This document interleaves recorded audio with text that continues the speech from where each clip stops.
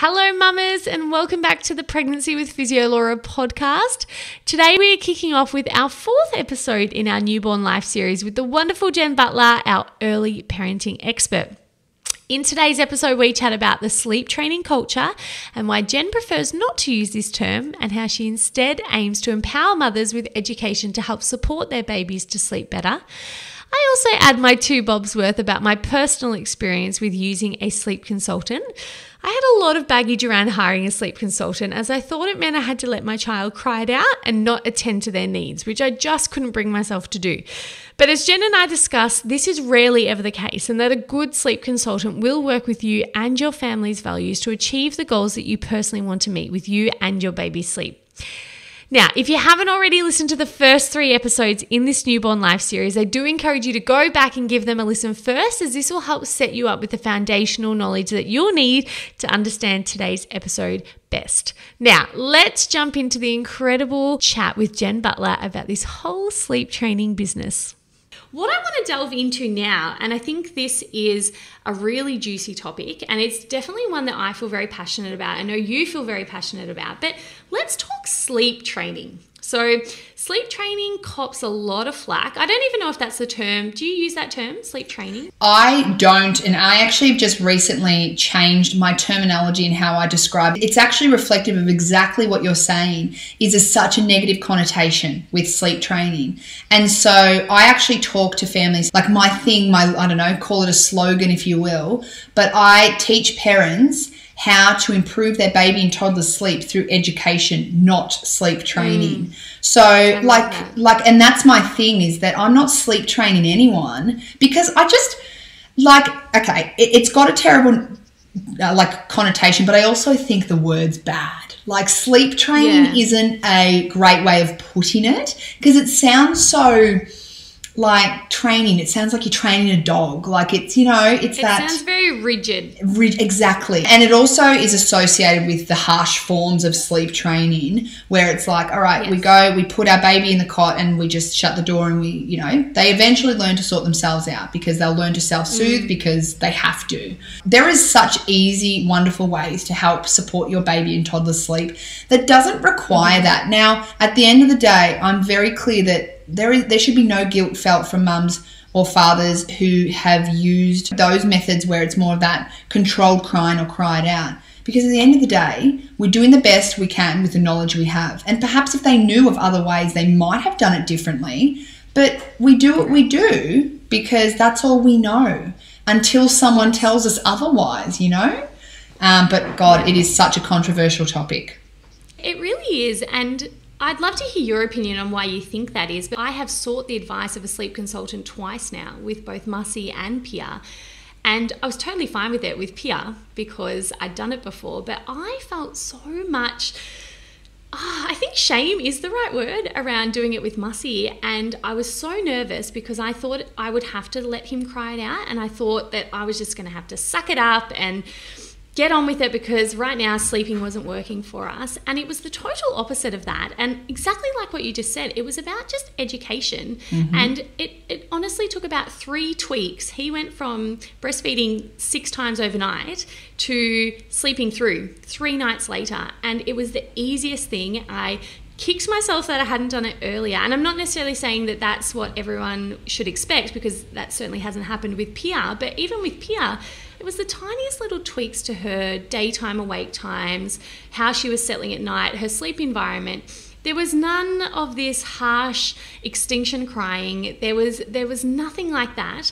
And I just wish I could sing from the rooftops. If you need help with sleep, and if it is a problem for you, that is not your only resort. It is not you have to go see a sleep consultant to cry it out. I've never met a sleep consultant, to be perfectly honest, that has that method anyway. No. Everybody focuses on setting you up so that you don't actually have to let your baby cry that much anyway. And I really like that that idea that the settling part and the baby crying part, that's like the plan Z. So it's like, let's set up all these other factors first so that you're in the perfect position for your baby to actually sleep well, that you don't actually then need to rely on all these crazy settling methods and, letting them cry for a certain amount of time. And something I really like that you say a lot, Jen, and I wholeheartedly believe in this, is that it's only a problem if it's a problem. Because I find a lot of people then go, oh, well, is it a problem then that my child breastfeeds 18 times overnight?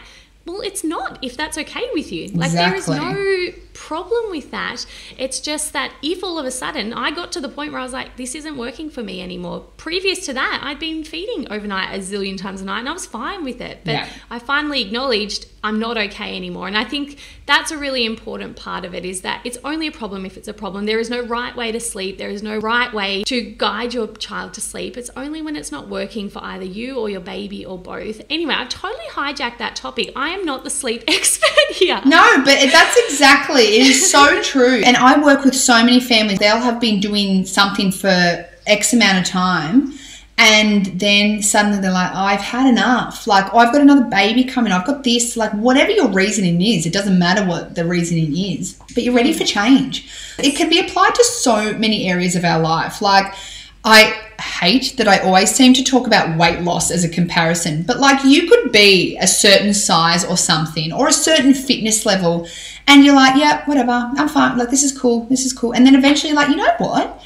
Nah, I'm ready to get fit, or I'm ready to lose some weight. And then you're like, I'm ready to make some changes. And it's the same with sleep. Like, you're cruising, you're happy, and then you're not happy anymore. And it's time to make a difference. And so sometimes, though, we don't have the answer for how that looks. And that's where we come in as sleep consultants, is it's about us educating, providing our strategies and our education to help to teach you what needs the tweaks that needs to change. And sometimes it is that we do need to talk a lot about different ways of settling to what you're doing. Other times it is just a few little tweaks, and it can do magnificent things. So yeah, you're spot on. And I know this is all going to be very personal, and I certainly don't expect you to be able to address everyone's concerns all at once, but I know that this comes up a lot with my posse members asking about it. If you are, say, someone who actually wants to breastfeed to sleep, or someone who wants to co-sleep with your child, or wants to rock them to sleep, or any of those things, it is true, correct me if I'm wrong, that you can still do a sleep consultant. You can still get advice. You can still improve your baby's sleep without needing for it to look a certain way, correct? Like, you don't need to stop co-sleeping, stop feeding, all of those things necessarily to improve sleep. I work with a lot of mums where their end goal is not to have a baby sleeping independently in their cot without any night feeds. I work with families that do want that.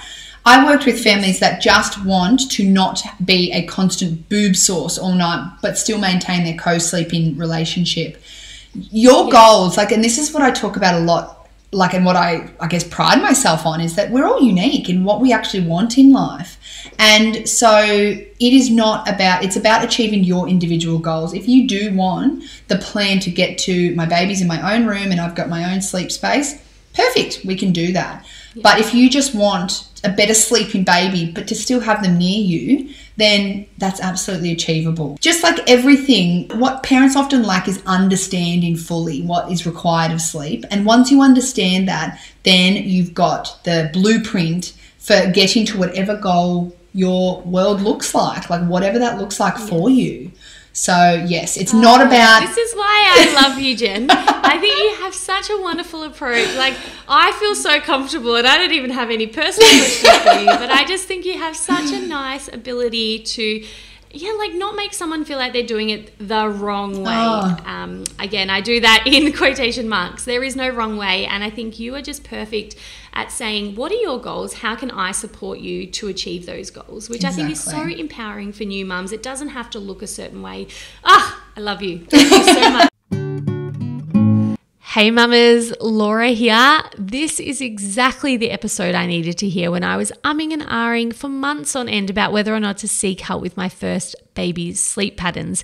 And boy, am I so glad I finally did, because it certainly didn't come without some serious emotional baggage.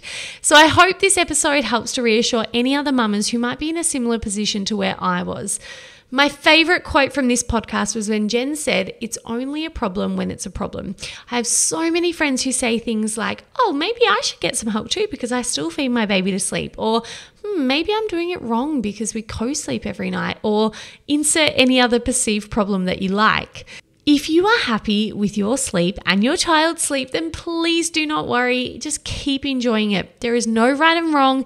There is no black and white. Just seek help if you feel that there is a problem that is no longer serving you or your baby very well. But until then, relax and enjoy. Now, I'll catch you soon for the second last episode in this Newborn Life series, where we are going to chat about how to include your partner and siblings in helping to care for a newborn child. Until then, mamas, sending you wonderful pregnancy vibes and enjoy the incredible journey that is pregnancy.